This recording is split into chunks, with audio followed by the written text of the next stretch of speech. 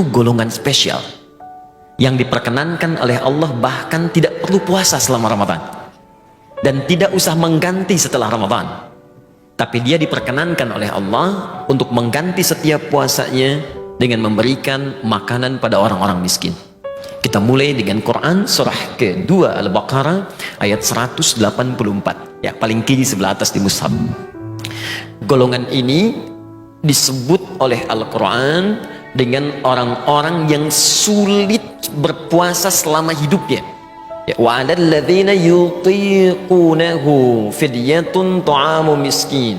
Ada orang-orang yang kata Al-Quran, kalau dia puasa itu sulit. Kata tokoh seakar dengan kata yakah, ya kayak kerah yang terlampau sempit. Jadi kalau mau dipakai itu seakan orang yang pakai terasa tercekik. Ya seperti orang yang mohon maaf, misal divonis secara medis tidak mungkin berpuasa, misal karena lumpuh. Ada orang yang karena koma nggak bangun-bangun. Ya, ada di Timur Tengah sekarang seorang perempuan sudah 25 tahun koma, baru setelah itu bangun. Maka orang semacam ini, kata Al-Quran, boleh dia selama masa Ramadannya tidak perlu berpuasa dan tidak usah diganti setelah selesai Ramadan. Cukup setiap hari dia tidak berpuasa, maka keluarkanlah ganti penebus dengan memberi makan seorang miskin, satu orang miskin. Ini yang dinamakan oleh Al-Quran dengan nama fidyah.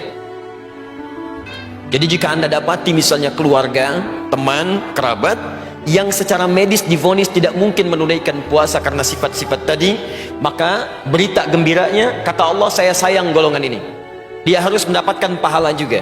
Yang puasa dapat pahala, yang ini pun akan dapat pahala. Bagaimana caranya? Setiap hari tidak puasa, keluarkan gantinya dengan memberikan satu makanan untuk orang-orang miskin. Nah sekarang pertanyaannya, berapa takaran fidyah yang dikeluarkan untuk satu orang miskin ini? Bagaimana bentuk yang diberikannya? Maka kata para ulama, yang pertama, fidyah yang diberikan untuk satu orang miskin ini kadarnya adalah 3 kali makan dalam sehari.